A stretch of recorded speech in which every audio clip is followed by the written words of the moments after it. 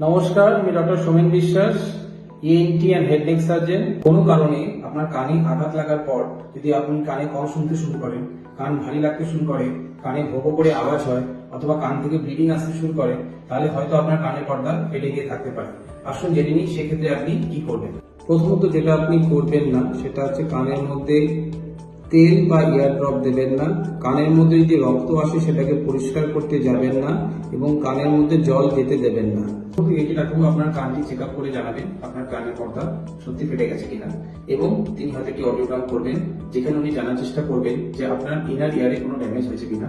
কেননা ইনার ইয়ারে ড্যামেজ হলে যদি তার চিকিৎসা সময় মতো করা যায় তাহলে কানের পার্মানেন্ট হিয়ারিং লস থেকে কিন্তু আপনার কানকে বাঁচানো যেতে পারে।